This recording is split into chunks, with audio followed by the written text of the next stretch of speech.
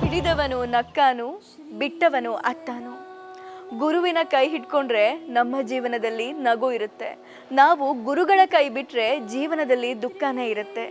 ಈ ವಾಕ್ಯಕ್ಕೆ ಸಾಕ್ಷಿಯಾಗಿರೋರೇ ಶ್ರೀ ದತ್ತಗುರು ಸದಾನಂದ ಮಹಾರಾಜರು. ಈ ಆಶ್ರಮದಲ್ಲಿ ಯಾವುದೇ ಜಾತಿ ಭೇದ ಇಲ್ಲ, ಧರ್ಮ ಭೇದ ಇಲ್ಲ, ಲಿಂಗ ಭೇದವಿಲ್ಲ. ನಿನ್ನದು ಯಾವ ಜಾತಿ, ನಿನ್ನದು ಯಾವ ಮಠ ಅಂತ ಕೇಳದೆ ಪ್ರತಿಯೊಬ್ಬರಿಗೂ ಕೂಡ ದಿನದಲ್ಲಿ 3 ಹೊತ್ತು ಕೂಡ 3,000 ಜನಕ್ಕೆ ಇಲ್ಲಿ ಪ್ರಸಾದ ವಿನಿಯೋಗ ಆಗ್ತಾ ಇದೆ. ಪ್ರಸಾದ ವಿನಿಯೋಗ ಅಷ್ಟೇ ಅಲ್ಲ, ಗುರುಗಳ ಪವಾಡ ಕೂಡ ಅಷ್ಟೇ ಇದೆ. ಬನ್ನಿ, ಪವಾಡ ಲೋಕದ ಇಂಚಿಂಚು ಅನಾವರಣವನ್ನ ನಾನು ನಿಮಗೆ ತೋರಿಸ್ತೀನಿ.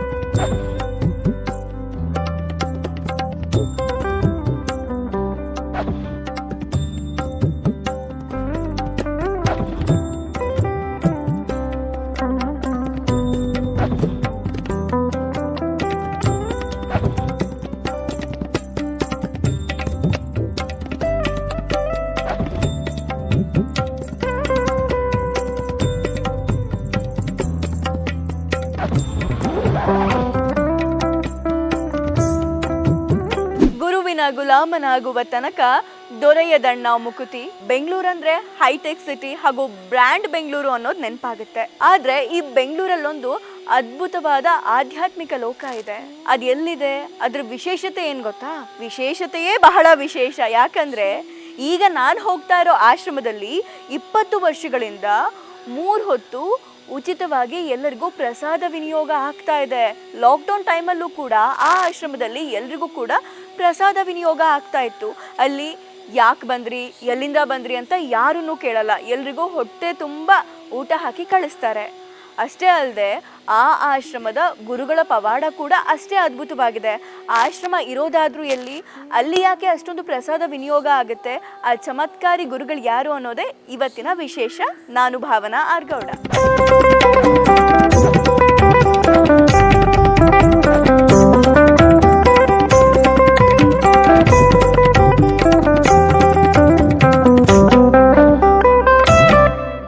ನಾನೀಗ ಆಶ್ರಮದ ಆವರಣದಲ್ಲಿರೋ ಔದಂಬರಿ ವೃಕ್ಷದ ಕೆಳಗಿದ್ದೀನಿ.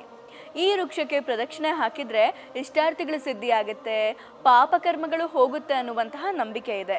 ಅಷ್ಟೇ ಅಲ್ಲದೆ ಸದಾನಂದ ಮಹಾರಾಜರ ಪವಾಡ ಏನು ಅಂತ ನಾನು ನಿಮಗೆ ತಿಳಿಸ್ತೀನಿ.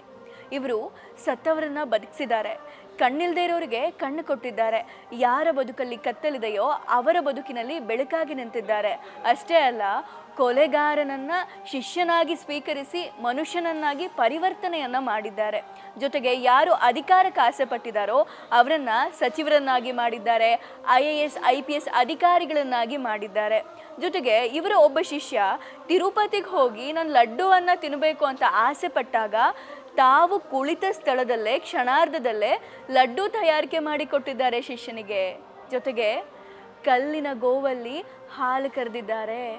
ಹೀಗೆ ಪವಾಡ ಸದೃಶ ಮೂರ್ತಿಯೇ ಶ್ರೀ ಶ್ರೀ ದತ್ತಗುರು ಸದಾನಂದ ಮಹಾರಾಜರು. ದತ್ತಾತ್ರೇಯ ಓಂ ನಮಃ ಶಿವಾಯ. ಶ್ರೀ ಸದಾನಂದಾಯ ನಮಃ. ದತ್ತಾತ್ರೇಯ. ಸಣ್ಣ ವಯಸ್ಸಿನಲ್ಲೇ ಗಂಗು ಅವರಿಗೆ ಕಣ್ಣಿನ ದೃಷ್ಟಿ ಸಮಸ್ಯೆ ಇತ್ತು. ಕನ್ನಡಕ ಇಲ್ಲದೆ ಒಂದು ಹೆಜ್ಜೆ ಇಡಲು ಆಗ್ತಾ ಇರಲಿಲ್ಲ. ಕನ್ನಡಕ ಮರೆತು ಬಿಟ್ರೆ ಕೆಳಗೆ ಬಿದ್ದು ಗಾಯವಾಗೋದು ಗ್ಯಾರಂಟಿ ಆಗಿತ್ತು. ಅಂಧಕಾರ ತುಂಬಿದ ಇವರ ಬದುಕಿಗೆ ಬಾಬಾರ ಆಶೀರ್ವಾದದಿಂದ ಬೆಳಕು ಸಿಕ್ತು. ಬಾಬಾರನ್ನ ಸದಾ ಪ್ರಶ್ನಿಸುತ್ತಲೇ ಆಶ್ರಮಕ್ಕೆ ಬಂದ ಭಕ್ತೆಯೇ ಈಕೆ. ನಿಂತರೆ ಕೂತರೆ ಆರತಿಗೆ ಪ್ರಸಾದಕ್ಕೆ ಎಲ್ಲದಕ್ಕೂ ಪ್ರಶ್ನೆಗಳ ಸುರಿಮಳೆಗೈದ ಗಂಗೂಗೆ ಬಾಬಾರ ಪವಾಡವೇ ಉತ್ತರವಾಯಿತು. ಆರಂಭದಲ್ಲಿ ಖುಷಿಗಾಗಿ ಆಶ್ರಮಕ್ಕೆ ಬರುತ್ತಿದ್ದ ಗಂಗಮ್ಮ ದಿನ ಕಳೆದಂತೆ ಬಾಬಾರ ಭಕ್ತೆಯಾಗಲು ಮುಹೂರ್ತ ಫಿಕ್ಸ್ ಆಯಿತು. ಪವರ್ ಇತ್ತು. ಬಾಬಾ ಹಾಗೆ ಹೇಳಿದ್ರು. ಒಂದ್ಸಲಿ ನಾವು ತುಂಬ ಬಂದು ಅಪ್ಪ ಮಕ್ಕಳು ಹೆಂಗೆ ನಾವು ಕುತ್ಕೋತಾ ಇದ್ವೋ ಹಾಗೆ ರೂಮಲ್ಲೆಲ್ಲ ಕುತ್ಕೊಂಡು ಮಾತಾಡ್ತಾ ಇರ್ತಿದ್ವಿ. ರಾಯಪುರದಲ್ಲಿ ಒಂದು ಸತಿ ಅದ್ಯಾಕೆ ನಿನ್ನ ಮುಖಕ್ಕೆ ಚೆನ್ನಾಗಿ ಕಾಣಲ್ಲ ಎತ್ತು ಬಿಸಾಕು ಅಂತ. ಆಗ್ಲೂ ನಮಗೆ ಇದೆ ಒಂಥರ ವಿತಂಡವಾದ ನಮ್ಮದು. ಅದು ತೆಗೆದುಬಿಟ್ರೆ ಹಿಂಗೆ ಕಣ್ಣು ಕಾಣಿಸ್ಬಿಡುತ್ತಾ ಹಾಗೆ ಹೀಗೆ ಅಂತೇನೋ ಕೇಳಿದೆ ನಾನು. ಅದಕ್ಕೆ ತೆಗಿ, ಇವರೆಲ್ಲ ಬೈದರು ನನಗೆ ಅಕ್ಕಪಕ್ಕ ಇದ್ದವ್ರು, ಅವ್ರು ತೆಗಿ ಅಂದಾಗ ತೆಗೆದ್ಬಿಡ್ಬೇಕಿತ್ತು ಅಂತ. ಆಮೇಲೆ ನಾನು ಇಲ್ಲಪ್ಪ ಕಣ್ಣು ಕಾಣಿಸಲ್ಲ, ಆಮೇಲೆ ನಾನು ಎಲ್ಲಿ ಬಿದ್ದಿದ್ರೆ ಏನು ಮಾಡೋದು ಅಂತ ಅಂದ್ಬಿಟ್ಟು ಸರಿ ತೆಗಿಲಿಲ್ಲ. ಹೋಗ್ಲಿ ಬಿಡು ಹೋಯ್ತತ್ಲಾಗೆ ಅಂತ ಅಂದ್ಬಿಟ್ಟು ಇಲ್ಲಿ ಬೆಂಗಳೂರಿಗೆ ಬಂದರು ಒಂದು ಸ್ವಲ್ಪ ದಿನಕ್ಕೆ. ಬೆಂಗಳೂರಿಗೆ ಬಂದಾಗ ಇಲ್ಲಿ ನಾನು ನಮಸ್ಕಾರ ಮಾಡಬೇಕಾದ್ರೆ ಆದಷ್ಟು ಗದೆ ಬಿತ್ತು ಅವ್ರ ಪಾದದ ಮೇಲೆ. ಹುಣ್ಸಾಳ್ ಸಾಹೇಬರು ಅಂತಿದ್ರು, ತಗೋಬೇಡ ಅದನ್ನು ತಗೋಬೇಡ ಅಂತಂದರು. ಅವ್ರಿಗೆ ಕೊಡಬೇಡ ವಾಪಸ್ ಬಾಬಾ ಅದನ್ನು ತಗೊಂಡು ತಮ್ಮ ತೊಡೆ ಹತ್ರ ಹಂಗೆ ಇಟ್ಕೊಂಡ್ಬಿಟ್ರು. ನಾನು ತಗೊಳ್ಳಿಲ್ಲ ತಮ್ಮ ತೊಡೆ ಹತ್ರ ಹಿಂಗೆ ಇಟ್ಕೊಂಡ್ರು, ಪಕ್ಕದಲ್ಲೇ ಇಟ್ಕೊಂಡ್ಬಿಟ್ಟು ನಂಗೆ ಕಾಣೋದೇ ಇಲ್ಲ ಬಾಬಾ, ನೀನು ಸುಮ್ಮನೆ ಏನು ಮಾಡೋದು, ನಾನು ಹಾಗೆ ನಮ್ಮದು ಸರಿಯಾಗಿ ಕಾಣಲ್ಲ ಹಾಗೆ ಹೀಗೆ ಅಂತ. ಚಲೋ ಆಗುತ್ತೆ ಹೋಗು ಅಂತ ಅಂದ್ಬಿಟ್ಟು ಹೇಳಿದೆ. ಮುಂದೆ ಬರುತ್ತೆ ಹೋಗು, ಮುಂದೆ ಕಾಣತ್ತೆ ಹೋಗು ಅಂತ ಏನೋ ಅಂದರು. ಅದು ಈಗ ನಂಗೆ ಸರಿ ನೆನಪಿಲ್ಲ ಅಷ್ಟು. ಇದಾಗೆ ಆಗಲಿ 26 ವರ್ಷ ಆಗೋಯ್ತಲ್ವ, ಅಷ್ಟು ಸರಿ ನೆನಪಿಲ್ಲ. ನಂಗೆ ಏನೇನೂ ಗೊತ್ತಾಗ್ತಾ ಇರಲಿಲ್ಲ. ಈಗ ನೀವು ಇಷ್ಟು ಎದುರುಗಡೆ ಇದ್ದೀರಾ ಅಂದರೆ ನನಗೆ ಎದುರುಗಡೆ ಅವ್ರು ಇದ್ದಾರೆ ಅಂತ ಗೊತ್ತು, ಅವ್ರ ಮುಖ ನನಗೆ ಕಾಣಿಸ್ತಾ ಇರಲಿಲ್ಲ. ಅಷ್ಟು ಹೈ ಪವರ್, ಅಷ್ಟು ದಪ್ಪ ಕನ್ನಡಕ ಇತ್ತು ನನಗೆ. ಆಮೇಲೆ ಹೋಗು ಆರತಿ ಕೂತ್ಕೋ ಹೋಗು ಅಂದರು. ಟಾಯ್ಲೆಟ್ಗೆ ಹೋಗ್ಬೇಕಾಗಿತ್ತು. ಬರ್ತಾ ಇಲ್ಲಿ ನಾನು ಮೆಟ್ಲಿಳಿಯಕ್ಕೆ ಹೋಗ್ತಾ ಕಾಲು ಜಾರು ಬಿದ್ದೆ. ಕಾಣೋದೇ ಇಲ್ವಲ್ಲ, ಮೆಟ್ಲೆ ಕಾಣಲ್ವಲ್ಲ, ಹಾಗೆ ಅಂದ್ಬಿಟ್ಟು ಬಿದ್ದಾಗ ಒಂದು ಫ್ರ್ಯಾಕ್ಚರ್ ಆಯಿತು. ಫ್ರ್ಯಾಕ್ಚರ್ ಆದಾಗ ನೋಡು ಕಾಣಿಸ್ತೆ ನನಗೆ ಹೆಂಗೆ ಅದ್ಯಾಕೆ ಹಂಗಾಯಿತು ಅಂದರು. ಇಲ್ಲ ಬಾಬಾ ನಂಗೆ ಕಾಣಿಸ್ತಾನೆ ಇಲ್ಲ, ಎಂಥದ್ದು ಏನು ಮಾಡೋದು, ಕಾಲು ಮೆಟ್ಲಿ ಜಾರಿ ಬಿದ್ದೆ ಅಂತಂದರೆ ಅಲ್ಲಿ ಅವತ್ತು ಪೂರ್ತಿ ಇಡೀ ರಾತ್ರಿ ಅಲ್ಲಿ ಪಕ್ಕದಲ್ಲೇ ಕೂಡಿಸ್ಕೊಂಡ್ರು. ನನಗೆ ಕೂಡಿಸ್ಕೊಂಡಾದ್ಮೇಲೆ ಕಾಲು ಸರಿ ಹೋಗುತ್ತೆ, ಕಣ್ಣು ಸರಿ ಹೋಗುತ್ತೆ, ಅದು ಕಣ್ಣು ಬರುತ್ತೆ ಹೋಗು ಅಂತ ಅಂದರು. ಆಮೇಲೆ ಬರ್ತಾ ನನಗೆ ಆದಷ್ಟು ಕದೆ ಸರಿಯಾಗಿ ಕಾಣಕ್ಕೆ ಶುರು ಆಯಿತು. ಎಂದಿನಂತೆ ಗಂಗು ಒಂದು ದಿನ ಬಾಬಾ ಪಾದಕ್ಕೆ ಕಾಲು ಮುಟ್ಟಿ ಆಶೀರ್ವಾದ ಪಡೆಯಲು ಹೋಗ್ತಾರೆ. ಆಗ ಕನ್ನಡಕ ಕೆಳಗೆ ಬೀಳುತ್ತೆ. ಆಗ ಬಾಬಾ ಕನ್ನಡಕ ಇಲ್ಲದೆ ನಡೆಯುವಂತೆ ಹೇಳ್ತಾರೆ. ಅಯ್ಯೋ ಯಾಕೆ ಬೇಡಪ್ಪ ಅಂತ ಬೈಕೊಂಡು ಮನೆಗೆ ಹೊರಡ್ತಾರೆ. ರಾತ್ರಿ ಕಳೆದು ಬೆಳಗ್ಗೆ ಸೂರ್ಯ ಉದಯವಾಯಿತು. ಆಗಲೇ ಗಂಗು ಅವರ ಬದುಕಿಗೂ ಬೆಳಕು ಬಂತು. ಇವತ್ತು ವಯಸ್ಸಾಗಿದೆ, ಆದರೂ ಬಾಬಾ ಆಶೀರ್ವಾದದಿಂದ ಕನ್ನಡಕ ಇಲ್ಲದೆ ಈಗಲೂ ಎಲ್ಲವನ್ನ ನೋಡುವಂತೆ ಆಗಿದೆ. ಪವರ್ ಇತ್ತು. ಬಾಬಾ ಹಾಗೆ ಹೇಳಿದರು. ಒಂದ್ಸಲಿ ನಾವು ತುಂಬ ಬಂದು ಅಪ್ಪ ಮಕ್ಕಳು ಹೆಂಗೆ ನಾವು ಕೂತ್ಕೋತಾ ಇದ್ವೋ ಹಾಗೆ ರೂಮಲ್ಲೆಲ್ಲ ಕೂತ್ಕೊಂಡು ಮಾತಾಡ್ತಾ ಇರ್ತಿದ್ವಿ. ರಾಯಪುರದಲ್ಲಿ ಒಂದು ಸತಿ ಅದ್ಯಾಕೆ ನಿನ್ನ ಮುಖಕ್ಕೆ ಚೆನ್ನಾಗಿ ಕಾಣಲ್ಲ ಎತ್ತು ಬಿಸಾಕು ಅಂತ. ಆಗ್ಲೂ ನಮಗೆ ಇದೆ ಒಂಥರ ವಿತಂಡವಾದ ನಮ್ಮದು. ಅದು ತೆಗೆದುಬಿಟ್ರೆ ಹಿಂಗೆ ಕಣ್ಣು ಕಾಣಿಸ್ಬಿಡುತ್ತಾ ಹಾಗೆ ಹೀಗೆ ಅಂತೇನೋ ಕೇಳಿದೆ ನಾನು. ಅದಕ್ಕೆ ತೆಗಿ, ಇವರೆಲ್ಲ ಬೈದರು ನನಗೆ ಅಕ್ಕಪಕ್ಕ ಇದ್ದವ್ರು, ಅವ್ರು ತೆಗಿ ಅಂದಾಗ ತೆಗೆದ್ಬಿಡ್ಬೇಕಿತ್ತು ಅಂತ. ಆಮೇಲೆ ನಾನು ಇಲ್ಲಪ್ಪ ಕಣ್ಣು ಕಾಣಿಸಲ್ಲ, ಆಮೇಲೆ ನಾನು ಎಲ್ಲಿ ಬಿದ್ದಿದ್ರೆ ಏನು ಮಾಡೋದು ಅಂತ ಅಂದ್ಬಿಟ್ಟು ಸರಿ ತೆಗಿಲಿಲ್ಲ. ಹೋಗ್ಲಿ ಬಿಡು ಹೋಯ್ತತ್ಲಾಗೆ ಅಂತ ಅಂದ್ಬಿಟ್ಟು ಇಲ್ಲಿ ಬೆಂಗಳೂರಿಗೆ ಬಂದರು ಒಂದು ಸ್ವಲ್ಪ ದಿನಕ್ಕೆ. ಬೆಂಗಳೂರಿಗೆ ಬಂದಾಗ ಇಲ್ಲಿ ನಾನು ನಮಸ್ಕಾರ ಮಾಡಬೇಕಾದ್ರೆ ಆದಷ್ಟು ಗದೆ ಬಿತ್ತು ಅವ್ರ ಪಾದದ ಮೇಲೆ. ಹುಣ್ಸಾಳ್ ಸಾಹೇಬರು ಅಂತಿದ್ರು, ತಗೋಬೇಡ ಅದನ್ನು ತಗೋಬೇಡ ಅಂತಂದರು. ಅವ್ರಿಗೆ ಕೊಡಬೇಡ ವಾಪಸ್ ಬಾಬಾ ಅದನ್ನು ತಗೊಂಡು ತಮ್ಮ ತೊಡೆ ಹತ್ರ ಹಂಗೆ ಇಟ್ಕೊಂಡ್ಬಿಟ್ರು. ನಾನು ತಗೊಳ್ಳಿಲ್ಲ ತಮ್ಮ ತೊಡೆ ಹತ್ರ ಹಿಂಗೆ ಇಟ್ಕೊಂಡ್ರು, ಪಕ್ಕದಲ್ಲೇ ಇಟ್ಕೊಂಡ್ಬಿಟ್ಟು ನಂಗೆ ಕಾಣೋದೇ ಇಲ್ಲ ಬಾಬಾ, ನೀನು ಸುಮ್ಮನೆ ಏನು ಮಾಡೋದು, ನಾನು ಹಾಗೆ ನಮ್ಮದು ಸರಿಯಾಗಿ ಕಾಣಲ್ಲ ಹಾಗೆ ಹೀಗೆ ಅಂತ. ಚಲೋ ಆಗುತ್ತೆ ಹೋಗು ಅಂತ ಅಂದ್ಬಿಟ್ಟು ಹೇಳಿದೆ. ಮುಂದೆ ಬರುತ್ತೆ ಹೋಗು, ಮುಂದೆ ಕಾಣತ್ತೆ ಹೋಗು ಅಂತ ಏನೋ ಅಂದರು. ಅದು ಈಗ ನಂಗೆ ಸರಿ ನೆನಪಿಲ್ಲ ಅಷ್ಟು. ಇದಾಗೆ ಆಗಲಿ 26 ವರ್ಷ ಆಗೋಯ್ತಲ್ವ, ಅಷ್ಟು ಸರಿ ನೆನಪಿಲ್ಲ. ನಂಗೆ ಏನೇನೂ ಗೊತ್ತಾಗ್ತಾ ಇರಲಿಲ್ಲ. ಈಗ ನೀವು ಇಷ್ಟು ಎದುರುಗಡೆ ಇದ್ದೀರಾ ಅಂದರೆ ನನಗೆ ಎದುರುಗಡೆ ಅವ್ರು ಇದ್ದಾರೆ ಅಂತ ಗೊತ್ತು, ಅವ್ರ ಮುಖ ನನಗೆ ಕಾಣಿಸ್ತಾ ಇರಲಿಲ್ಲ. ಅಷ್ಟು ಹೈ ಪವರ್, ಅಷ್ಟು ದಪ್ಪ ಕನ್ನಡಕ ಇತ್ತು ನನಗೆ. ಆಮೇಲೆ ಹೋಗು ಆರತಿ ಕೂತ್ಕೋ ಹೋಗು ಅಂದರು. ಟಾಯ್ಲೆಟ್ಗೆ ಹೋಗ್ಬೇಕಾಗಿತ್ತು. ಬರ್ತಾ ಇಲ್ಲಿ ನಾನು ಮೆಟ್ಲಿಳಿಯಕ್ಕೆ ಹೋಗ್ತಾ ಕಾಲು ಜಾರು ಬಿದ್ದೆ. ಕಾಣೋದೇ ಇಲ್ವಲ್ಲ, ಮೆಟ್ಲೆ ಕಾಣಲ್ವಲ್ಲ, ಹಾಗೆ ಅಂದ್ಬಿಟ್ಟು ಬಿದ್ದಾಗ ಒಂದು ಫ್ರ್ಯಾಕ್ಚರ್ ಆಯಿತು. ಫ್ರ್ಯಾಕ್ಚರ್ ಆದಾಗ ನೋಡು ಕಾಣಿಸ್ತೆ ನನಗೆ ಹೆಂಗೆ ಅದ್ಯಾಕೆ ಹಂಗಾಯಿತು ಅಂದರು. ಇಲ್ಲ ಬಾಬಾ ನಂಗೆ ಕಾಣಿಸ್ತಾನೆ ಇಲ್ಲ, ಎಂಥದ್ದು ಏನು ಮಾಡೋದು, ಕಾಲು ಮೆಟ್ಲಿ ಜಾರಿ ಬಿದ್ದೆ ಅಂತಂದರೆ ಅಲ್ಲಿ ಅವತ್ತು ಪೂರ್ತಿ ಇಡೀ ರಾತ್ರಿ ಅಲ್ಲಿ ಪಕ್ಕದಲ್ಲೇ ಕೂಡಿಸ್ಕೊಂಡ್ರು. ನನಗೆ ಕೂಡಿಸ್ಕೊಂಡಾದ್ಮೇಲೆ ಕಾಲು ಸರಿ ಹೋಗುತ್ತೆ, ಕಣ್ಣು ಸರಿ ಹೋಗುತ್ತೆ, ಅದು ಕಣ್ಣು ಬರುತ್ತೆ ಹೋಗು ಅಂತ ಅಂದರು. ಆಮೇಲೆ ಬರ್ತಾ ನನಗೆ ಆದಷ್ಟು ಕದೆ ಸರಿಯಾಗಿ ಕಾಣಕ್ಕೆ ಶುರು ಆಯಿತು. ಇವರು ಮಾಜಿ ಬೆಂಗಳೂರು ನಗರ ಜಿಲ್ಲಾಧಿಕಾರಿಯಾಗಿದ್ದ ಶಂಕರ್. ಇವರಂತೂ ಬಾಬಾ ಅವರ ಪರಮಭಕ್ತ, ಆತ್ಮೀಯ ಶಿಷ್ಯ ಅಂತಲೇ ಕರೆಯುತ್ತಾರೆ. ಕಾರಣ ಇವತ್ತು ಬಾಬಾ ಅವರ ಎಲ್ಲ ಅಭಿವೃದ್ಧಿ ಕಾರ್ಯವನ್ನು ಇದೇ ಶಂಕರ್ ಅವರು ನೋಡ್ಕೊಳ್ತಾ ಇದ್ದಾರೆ.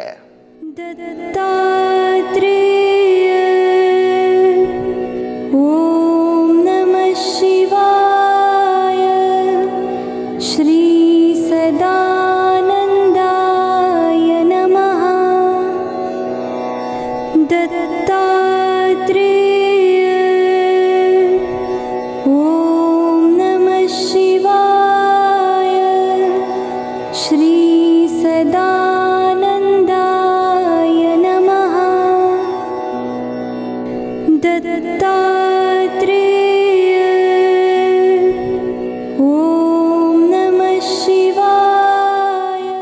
ಶಂಕರ್ ಅವರಿಗೂ ಬಾಬಾ ಜೀವನದ ಪವಾಡಗಳಿಗೂ ಅವಿನಾಭಾವ ಸಂಬಂಧ. ಹೌದು, ಬಾಬಾ ಅವರು ಕಮರ್ಷಿಯಲ್ ಟ್ಯಾಕ್ಸ್ ಆಫೀಸರ್ KAS ಅಧಿಕಾರಿಯಾಗಿದ್ದ ಶಂಕರ್ ಅವರಿಗೆ DC ಆಗ್ತೀಯಾ ಹೋಗು ಅಂತ ಆಶೀರ್ವಾದ ಮಾಡಿದ್ರು. ಆಗ ಎಲ್ಲರಂತೆ ಶಂಕರ್ ಅವರು ಮನಸ್ಸಲ್ಲೇ ಬೈಕೊಂಡು ಆಗಲ್ಲ ಬಿಡಿ ಅಂದರು. ಸುತ್ತ ಇದ್ದವರು ಬಾಬಾ ಆಶೀರ್ವಾದ ಇದೆ, ಹಾಗೇ ಆಗುತ್ತೆ ಅಂದರು. ಅದೇ ಮಾತಿನಂತೆ ಇವರು DC ಆದರು. ಇನ್ನು ಬಾಬಾರವರನ್ನ ನೋಡದೆ ಇವರು ಇರುತ್ತಲೇ ಇರಲಿಲ್ಲ. ಹೀಗೆ ಒಮ್ಮೆ ಹಬ್ಬ ಆಚರಣೆಗೂ ಮುನ್ನ ಬಾಬಾ ನೋಡಲು ಶಂಕರ್ ಆಶ್ರಮಕ್ಕೆ ಬಂದಿದ್ರು. ಆಗ ಬಾಬಾ ಕೇಳದೇನೆ ವರ ಸಿಕ್ಕಿದ್ರೆ ಯಾರು ತಾನೇ ಬಿಡ್ತಾರೆ ಹೇಳಿ. ಇನ್ನು ಈತ ಬಾಬಾ ನೋಡದೆ ಇವರು ಇರ್ತಾನೆ ಇರಲಿಲ್ಲ. ಹೀಗೆ ಒಮ್ಮೆ ಹಬ್ಬ ಆಚರಣೆಗೂ ಮುನ್ನ ಬಾಬಾ ನೋಡಲು ಶಂಕರ್ ಆಶ್ರಮಕ್ಕೆ ಬಂದಿದ್ರು. ಆಗ ಬಾಬಾ ಹೊರಗೆ ಹೋಗಬೇಡ ಅಂದ್ಬಿಟ್ರು. ಆಗ ಒಲ್ಲದ ಮನಸ್ಸಿನಿಂದಲೇ ಶಂಕರ್ ಉಳಿದುಕೊಂಡ್ರು. ಬೆಳಗ್ಗೆ ಆಯಿತು. ಇವರು ಬುಕ್ಕಿಂಗ್ ಮಾಡಿದ್ದ ಬಸ್ ಆಕ್ಸಿಡೆಂಟ್ ಆಗಿ ಎಲ್ಲರೂ ಸಾವನ್ನಪ್ಪಿರುವ ಸುದ್ದಿ ಗೊತ್ತಾಯಿತು. ಅಲ್ಲಿಗೆ ಬಾಬಾರವರ ಪವಾಡ ಕಂಡು ಶಂಕರ್ ಶರಣಾಗಿ ಹೋದರು. ಆಗ ಬಾಬಾ ಹೇಳಿದ್ರು, ಮರಣ ತಪ್ಪಿಸಲ್ಲ, ಆದರೆ ಅಕಾಲಿಕ ಮರಣ ತಪ್ಪಿಸುವೆ ಅಂದ್ರಂತೆ. ನಾನು ಗುರುಗಳ ದರ್ಶನ ಪಡ್ಕೊಂಡಿದ್ದು 1994ರಲ್ಲಿ ಸಹಾಯಕ ಆಯುಕ್ತರು ವಾಣಿಜ್ಯ ತೆರಿಗೆ ಇಲಾಖೆಯಲ್ಲಿ ಬಿಜಾಪುರದಲ್ಲಿ ಕೆಲಸ ಮಾಡ್ತಾಯಿದ್ದೆ. ಅಲ್ಲಿ ಒಬ್ಬರು ಕಬ್ಬಳ್ಳಿ ರಂಗೇಗೌಡರು ಅಂತ coconut development board chairman government of India ಅವರು ಬಂದು ಶಂಕರ್ ಅವರೇ, ನಾನು ಬಾಬಾ ಅವರ ಆಶ್ರಮಕ್ಕೆ ಬರ್ತಾಯಿದ್ದೀನಿ, ನೀವು ಬರಬೇಕು ಅಂತಂದರು. ಆಯ್ತು ಬರ್ತೀನಿ ಅಂತ ಹೇಳಿದೆ. ನಾನು ಬಾಬಾ ಅವರ ಆಶ್ರಮ ಅಂದರೆ ಪ್ಲೇಸ್ ಕೇಳಿದೆ ಎಲ್ಲಿ ಅಂತ. ಊಪ್ಲಿಪುರ ಬ್ರಿಡ್ಜ್ ಅಂತಂದರು ಬಿಜಾಪುರದಲ್ಲಿ. ಅಲ್ಲಿ ಊಪ್ಲಿಪುರ ಬ್ರಿಡ್ಜ್ ಹತ್ರ ಒಂದು ಮಾಸ್ಕ್ ಇದೆ. ಬಾಬಾ ಅಂದಿದ್ದಕ್ಕೆ ಬಹುಶಃ ಮಾಸ್ಕು ಇರ್ಬೋದು ಅಂತ ತಿಳ್ಕೊಂಡು ಆಯ್ತು ಬನ್ನಿ ವೆಹಿಕಲಲ್ಲಿ ಡ್ರಾಪ್ ಮಾಡ್ತೀನಿ ಅಂತ ಹೋದೆ. ಅಲ್ಲಿ ಹೋಗಿ ಜೀಪ್ ನಿಲ್ಲಿಸ್ತಾ ಇದ್ದಂಗೆ ಪಕ್ಕ ಮಾಸ್ಕ್ ಆ ಕಡೆ ಇದೆ, ಆಶ್ರಮ ಈ ಕಡೆ ಇದೆ, ಇಲ್ಲಿ ಅಂತ ಹೇಳಿದ್ರು. ಸರಿ, ನೀವು ನಂಬೋದಿಲ್ಲಲ್ಲ, ಬರ್ತೀರಲ್ಲ ಅಂದರು. ಬರ್ತೀನಿ ನಾನು ಅಂತಂದು. ಬಂದು ಭಕ್ತಿಯಿಂದ ಬರಬೇಕು, ನಮಸ್ಕಾರ ಮಾಡಬೇಕು, ಮಂಡಿ ಕಾಲೂರಿ ಅಂತ ಹೇಳಿದ್ರು. ಆಯಿತು, ನೀವು ಯಾವ ರೀತಿ ಮಾಡ್ತೀರೋ ಅದೇ ರೀತಿ ನಾನು ಮಾಡ್ತೀನಿ ಅಂದೆ. ಇದೇ ರೀತಿ ಮಂಡಿ ಕಾಲೂರಿ ನಮಸ್ಕಾರ ಮಾಡಿದೆ. ಗುರುಗಳು ಹೇಳೋ ಮೇಲೆ ಹೆಚ್ಚಿನ ಹುದ್ದೆಗೆ ಹೋಗ್ತೀಯ, ನೀನು ಕಲೆಕ್ಟರ್ ಆಗ್ತೀಯ ಅಂದರು. ನಾನು ಸ್ವಾಮಿ ಹೆಚ್ಚಿನ ಹುದ್ದೆ ಸಿಗಲ್ಲ, 20 ವರ್ಷ ಆಗಬೇಕು ಹೆಚ್ಚಿನ ಹುದ್ದೆ ಸಿಗಲಿಕ್ಕೆ, ಕಲೆಕ್ಟರ್ ಅಂತೂ ಆಗಲಿಕ್ಕೆ ಅವಕಾಶವೇ ಇಲ್ಲ ನಿಯಮಗಳಲ್ಲಿ. ನಾನು ವಾಣಿಜ್ಯ ತೆರಿಗೆ ಇಲಾಖೆಯಲ್ಲಿ ಸಹಾಯಕ ಆಯುಕ್ತರಾಗಿ ಕಾರ್ಯನಿರ್ವಹಿಸ್ತಾ ಇದ್ದೀನಿ ಸ್ವಾಮಿ ಅಂತಂದೆ. ಕೂತ್ಕೊಳ್ಳೋ ಅಂತಂದರು. ಆಮೇಲೆ ಮತ್ತೆ ನನಗೆ ಇವನಿಗೆ ಚಹಾ ಕೊಡು ಅಂದರು. ಆಮೇಲೆ ಟೀ ಕುಡಿದು ಅದು ತೊಳೆದಿಟ್ಟು ಮತ್ತೆ ಕೂತ್ಕೊಂಡು ಹೋಗ್ಬೇಕಾದ್ರೆ ಇನ್ನೊಂದು ಸರಿ ನಮಸ್ಕಾರ ಮಾಡಬೇಕು ಅಂದರು. ನಮಸ್ಕಾರ ಮಾಡ್ತಾ ನಾನು ಹೇಳಿದೆ, ಸ್ವಾಮಿ, ನಾನು ವಾಣಿಜ್ಯ ತೆರಿಗೆ ಇಲಾಖೆಯಲ್ಲಿ ತೆರಿಗೆ ವಂಚಿತರ ಮೇಲೆ ನಾವು ದಾಳಿ ಮಾಡಿ ದಂಡ ಹಾಕೋದು ಈ ರೀತಿ ಮಾಡೋದು, ನನಗೆ ಹೆಚ್ಚಿನ ಹುದ್ದೆ ಸಿಗಬೇಕಾದ್ರೆ ಇನ್ನೂ 20 ವರ್ಷ ಬೇಕಾಗ್ತದೆ, ಕಲೆಕ್ಟರ್ ಆಗಲಿಕ್ಕೆ ಸಾಧ್ಯನೇ ಇಲ್ಲ ಸ್ವಾಮಿ ಅಂತ ಹೇಳಿದೆ. ಅದಕ್ಕೆ ಇಲ್ಲೋ ಹಾಗೇ ಆಗ್ತೀನಿ, ನೀನು ಕಲೆಕ್ಟರ್ ಆಗ್ತೀಯ, ವಿಶ್ವಾಸ ಇಡೋ ಅಂದರು. ಆಗಲ್ಲ ಅಂತ ನಾನು ಗುರುಗಳ ಜೊತೆ ಆರ್ಗ್ಯೂ ಮಾಡ್ತಾಯಿದ್ದೆ. ಸಾಧ್ಯನೇ ಇಲ್ಲ. ಅಷ್ಟು ದೂರದಲ್ಲಿ ಜಸ್ಟಿಸ್ SR ನಾಯಕ್ ಅವರು ಕೂತಿದ್ರು ಕೆಳಗಡೆ. ಅವರು ಮಿಸ್ಟರ್ ಶಂಕರ್ ಬಾಯ್ಲಿ ಅಂತ, ನೀನು ಪುಣ್ಯವಂತಪ್ಪ, ಫಸ್ಟ್ ಟೈಮ್ ನೀನು ಗುರುಗಳು ನಿಮ್ಗೆ ಆಶೀರ್ವಾದ ಮಾಡಿದ್ದಾರೆ. ನಾನು ಜಸ್ಟಿಸ್ SR ನಾಯಕ್ ಅಂತ, ಪುಣ್ಯವಂತ, ನಿನ್ನ ಕೆಲಸ ಆಗ್ತದೆ. ನಾನು, ಸರ್ ನೀವು ಹೈಕೋರ್ಟ್ ಜಡ್ಜ್ ಇರ್ತೀರಾ, ಹೇಳಿ ಸರ್, ಹೇಗೆ ನಾನು ಕಲೆಕ್ಟರ್ ಆಗಲಿಕ್ಕೆ ಸಾಧ್ಯ, IAS ಆಗಬೇಕಲ್ಲ, ಅದೆಲ್ಲ ಬೇಡಪ್ಪ, ಗುರುಗಳು ಆಶೀರ್ವಾದ ಮಾಡಿದ್ದಾರೆ, ನೀನು ಆದಂಗೆ ಹೋಗು. ಹಾಗಾಗಿ ನನಗೆ ಗುರುಗಳ ವಾಣಿ ಏನಿದೆ ಅಂದರೆ ಅಸಾಧ್ಯವಾದದ ಸಾಧಿಸಿ ತೋರಿಸ್ತೀವಿ ಅಂತ, ಅಸಾಧ್ಯ ಆದದನ್ನು ಸಾಧಿಸಿ ತೋರಿಸ್ತೀವಿ ಅಂತ ಭಾಳಷ್ಟು ನಿದರ್ಶನಗಳಿದ್ದಾವೆ. ಈ ರೀತಿ ಎಲ್ಲ ಆಯಿತು. ನಾನು ಬೆಂಗಳೂರಿಗೆ ಬರಬೇಕಾದ್ರೆ ಬಿಜಾಪುರದಿಂದ ಗುರುಗಳಿಗೆ ಹೇಳ್ಬಿಟ್ಟು ಹೋಗಬೇಕು ಅಂದರು. ಸರಿ, ಹೋಗಿ ಒಂದು ಕಿಂಗ್ ಡೇವಿಡ್ ಅಂತ ಬಸ್ಸು 2 ಟಿಕೆಟ್ ತೊಗೊಂಡಿದ್ದೆ. ಆ ಕಾಲದಲ್ಲಿ 140 ರೂಪಾಯಿ ಒಂದು ಟಿಕೆಟು, 2 ಟಿಕೆಟ್ ತೊಗೊಂಡೆ.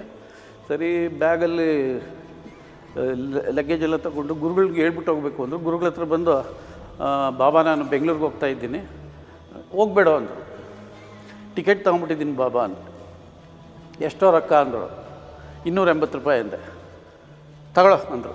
ಅವ್ರು ಕುತ್ಕೊಂಡಿದ್ದು ಇದ್ರ ಮೇಲೆ ಒಂದು ದಿವಾನ, ಹಿಂಗೆ ತೆಗೆದ್ರೆಲ್ಲ 500 ರೂಪಾಯಿ ಕಟ್ಟುಗಳಿದ್ವು. ತಗೊಳ್ಳೋ ಅಂದರು. ನಾನು ಬೇಡ, ಅದು ಯಾರು ಕೊಟ್ಟಿರೋದು ಇಟ್ಕೊಂಡಿರ್ಬೋದು ಅಂತ ನನಗೆ ಗೊತ್ತಿಲ್ಲ. ಆಮೇಲೆ ಬೇಡ ಅಂತಂದ್ಬಿಟ್ಟು ಹೋಗೋದಿಲ್ಲ ಅಂತ ತೀರ್ಮಾನ ಮಾಡಿದೆ. ಮನೆಗೆ ಬಂದು ನನ್ನ ಮನೆಯವ್ರಿಗೆ ಹೇಳಿದೆ, ಇಲ್ಲ ಗುರುಗಳು ಹೇಳಿದ್ರು ಹೋಗಬಾರ್ದು ಅಂತ, ಅದಕ್ಕೆ ನಾನು ಇಲ್ಲೇ ಇದ್ಬಿಟ್ಟಿದ್ದೀನಿ, ಆಯ್ತು ಬಿಡ್ರಿ ಅಂದರು. ಆಫೀಸಲ್ಲಿ ಗೊತ್ತಾಗಿದ್ದು ಎಲ್ಲ ಸ್ಟಾಫ್ಗೆ ನಾನು ಲೀವ್ ಹಾಕಿದ್ದೀನಿ, ಹೆಡ್ ಕ್ವಾರ್ಟರ್ಸ್ ಬಿಡ್ಲಿಕ್ಕೆ ಪರ್ಮಿಷನ್ ತೊಗೊಂಡಿದ್ದೀನಿ, ಟಿಕೆಟ್ ತಂದು ಕೊಟ್ಟಿರೋರು ಹೋಗ್ತಾರೆ ಅಂತ ಆಫೀಸಲ್ಲಿ ಎಲ್ರಿಗೂ ಗೊತ್ತು. ಡ್ರೈವರು ನಾನು ಮಾತ್ರ ಡ್ರಾಪ್ ಮಾಡಬೇಕಲ್ಲ, ಡ್ರೈವರು ನನ್ನ ಮನೆಗೆ ಬಿಟ್ಟು ಹೋದ. ಬೆಳಿಗ್ಗೆ 7 ಗಂಟೆಗೆ ನಮ್ಮ ಮನೆಗೆ 10 ಕಾಲು, ಶಂಕರ್ ಸಾಹೇಬ್ರು ಇದ್ದಾರಾ ಅಂತ. ನಮ್ಮ ಮನೆಯವರು ಇಲ್ಲ ಬಂದಿಲ್ಲ ಅಂತ. ಇಲ್ಲಿ ಬಿಟ್ಟು ನಾನು ಇಲ್ಲಿ ಹೋಗಿರೋದು ಗೊತ್ತಾಗಿದೆ ಸ್ಟಾಫ್ಗೆ, ಡ್ರೈವರ್ ಗೊತ್ತಿಲ್ಲ. ಡ್ರೈವರ್ ನನಗೆ ಇಬ್ಬರಿಗೆ ಗೊತ್ತು, ಉಳಿದವ್ರಿಗೆಲ್ಲ ನಾನು ಹೋಗಿದ್ದೀನಿ ಅಂತ ತಿಳ್ಕೊಂಬಿಟ್ಟಾರೆ. ಅದಕ್ಕೆ 10 ಜನ ಫೋನ್ ಮಾಡಿದ್ರೆ, ಏನ್ರಿ 10 ಫೋನ್ ಬಂದಿತ್ತು, ನೀವು ಅದೇ ನಾನು ಬೆಂಗಳೂರಿಗೆ ಬರ್ತೀನಿ ಅಂತ ಹೇಳಿದ್ದೆ, ಅದಕ್ಕೆ ಈ ಥರ ಆಗಿರ್ಬೋದು ಬಿಡಿ ಅಂತಂದೆ. ಆಮೇಲೆ ನಾನು ಯಾಕೆ ಇಷ್ಟು ಫೋನ್ ಮಾಡ್ತಾರೆ, ಏನು ಡಿಸ್ಟರ್ಬ್ ಮಾಡ್ತಾರೆ ಅಂದ್ಬಿಟ್ಟು ನಾನು ಮನೆಯಿಂದ ಕೆಳಗಡೆ ಹಿಂಗೆ ಆಫೀಸ್ ಕಡೆ ಹೋಗ್ತೀನಿ. 3 ಕಾರು, ಅಂಬಾಸಿಡರ್ ಕಾರು ನೋಡ್ಬಿಟ್ಟು ಸಾಹೇಬ್ರು ಅಂದರೆ ಯಾಕರಪ್ಪ ಇಷ್ಟೆಲ್ಲ ಮಾಡಿದ್ರೆ, ಯಾಕೆ ಅಂತ ಅರ್ಜೆಂಟ್ ಏನಿದೆ ಕಮರ್ಷಿಯಲ್ ಟ್ಯಾಕ್ಸಲ್ಲಿ ಕೆಲಸ, ಯಾಕೆ 8 ಜನ 10 ಫೋನ್ ಮಾಡಿದ್ರು. ಸ್ವಾಮಿ ನಾನು ಹೋಗಲಿಲ್ಲಪ್ಪ ನೆನ್ನೆ, ಸ್ವಾಮಿ ನೋಡಿ ಅಂದ್ಬಿಟ್ಟು ಆ ಪೇಪರ್ ಕೊಟ್ಟರು. ಆ ಕಿಂಗ್ ಡೇವಿಡ್ ಬಸ್ಸು ಆಕ್ಸಿಡೆಂಟ್ ಆಗಿ ಚಿತ್ರದುರ್ಗದ ಹತ್ರ 5 ಜನ ಸತ್ತಿದ್ದಾರೆ. ಅದರಲ್ಲಿ ನಮ್ಮ ಸ್ಟಾಫೆಲ್ಲ ನಾನು ಹೋಗಿದ್ದೀನಿ ಅಂತ ತಿಳ್ಕೊಂಡಿದ್ರು. ಮನೆಗೆ ಫೋನ್ ಮಾಡಿದ್ರೆ ಇಲ್ಲ ಅಂದರು. ದಟ್ ಮೀನ್ಸ್ ನೋಡ್ಕೊಂಬರೋಣ ಅಂತ 3 ಕಾರು, ಆ ಥರ ಇತಿಹಾಸ ಆಗಿರೋದು. ನೆಕ್ಸ್ಟ್ ಹೋದೆ ನಾನು ಗುರುಗಳ ಹತ್ರ, ಹಿಂಗೆ ನೋಡ್ತಾಯಿದ್ದು ಅಷ್ಟೇ. ಆಮೇಲೆ ನಾನು ಗುರುಗಳ ಭಕ್ತ ಆಗಿಬಿಟ್ಟೆ. ಆದಮೇಲೆ ಎಲ್ಲ ನಂಬಿಕೆ ಪೂರ್ತಿ ಬಂದು ಭಕ್ತ ಆದೆ. ಡೈಲಿ ಹೋಗ್ತಿದ್ದೆ, ಸಾಯಂಕಾಲ ಹೋಗ್ತಿದ್ದೆ, ಆರತಿ ಭಜನೆ ಎಲ್ಲ ಆಗ್ತಿತ್ತು. ಇವರ ಹೆಸರು ಮ್ಯಾನೇಜರ್ ಶಂಕರ್. ಕೊರೋನಾ ಕಾಟದಿಂದ ಇವರ ಶಿಕ್ಷಕ ವೃತ್ತಿ ಬಿಟ್ಟು ನೇರವಾಗಿ ಆಶ್ರಮ ಸೇರುವಂತೆ ಮಾಡಿತು ಪರಿಸ್ಥಿತಿ. ಇದರ ಮಧ್ಯೆ ಮಕ್ಕಳಿಗಾಗಿ ಇವರು ಹಂಬಲಿಸ್ತಾ ಇದ್ರು. ಆಗ ನೆರವಾಗಿದ್ದೇ ಬಾಬಾ ಆರತಿ ಪ್ರಸಾದ ಸ್ವೀಕರಿಸಿದ 1 ತಿಂಗಳಿಗೆ ಮನೆಗೆ ಪುಟ್ಟ ಪಾಪು ಬರುತ್ತಿದೆ ಅಂತ ಗೊತ್ತಾಯಿತು. ಅಲ್ಲಿಗೆ ನೋಡಿ ಅಚ್ಚರಿ ಶುರುವಾಯಿತು. ಇವತ್ತು ಆ ಪುಟಾಣಿ ಬಾಲಕನು ಬಾಬಾ ಅವರ ಭಕ್ತನೇ. ಮೇಡಮ್, ಇಲ್ಲಿ ನಾನು ವ್ಯವಸ್ಥಾಪಕರಾಗಿ ಕೆಲಸ ಮಾಡ್ತಾ ಇದ್ದೀನಿ. ಆ್ಯಕ್ಚುಲಿ ನಾನು ಶಿಕ್ಷಣ ಒಂದು ಲೆಕ್ಚರಾಗಿ ಕೆಲಸ ಮಾಡ್ತಿದ್ದೆ ಮೇಡಮ್. ಕೊರೋನಾ ಟೈಮಲ್ಲಿ ಏನಾಯಿತು, ಆ ಕಾಲೇಜೆಲ್ಲ ಕ್ಲೋಸ್ ಆದಾಗೆ ಗುರುಗಳು ಇಲ್ಲಿ ಕರೆಸ್ಕೊಂಡು ಇಲ್ಲಿ ಸೇವೆ ಮಾಡಿಸ್ಕೊತಾ ಇದ್ದಾರೆ ಮೇಡಮ್. ಹೀಗೆ 1-2 ಬಾಬಾ ನಂಬಿದವರು ನಕ್ಕರು, ಕೈ ಬಿಟ್ಟವರು ಅತ್ತರು. ಹೌದು, ದೇಶದಾದ್ಯಂತ ಬಾಬಾ ಅವರ ಫೋಟೋಗಳಿಗೆ ಪೂಜೆ, ಆರಾಧನೆ, ಆರತಿ ನಡೆಯುತ್ತಲೇ ಇದೆ. ಬಾಬಾ ಮೇಲಿನ ಭಕ್ತಿಯಿಂದ ಭಕ್ತರು ಪಾದುಕೆಗಳಿಗೆ ಪೂಜೆ ಕಾರ್ಯದಲ್ಲಿ ಇಂದಿಗೂ ತೊಡಗಿಕೊಳ್ತಾರೆ. ರಾಜ್ಯದ ಮೂಲೆ ಮೂಲೆಗಳಲ್ಲೂ ಬಾಬಾ ಅವರ ಆಶ್ರಮ ಇದೆ. ಇದು ಬಾಬಾ ಅವರ ಪವಾಡದಿಂದ ಅನುಭವ ಪಡೆದ ಭಕ್ತರ ಭಕ್ತಿಗೆ ಸಾಕ್ಷಿಯಾಗಿದೆ. ಅಷ್ಟಕ್ಕೂ ಈ ಬಾಬಾ ಆಶ್ರಮ ಇರೋದಾದರೂ ಎಲ್ಲಿ ಅಂತೀರಾ? ಹೇಳ್ತೀವಿ ಮುಂದಿನ ಎಪಿಸೋಡ್ನಲ್ಲಿ.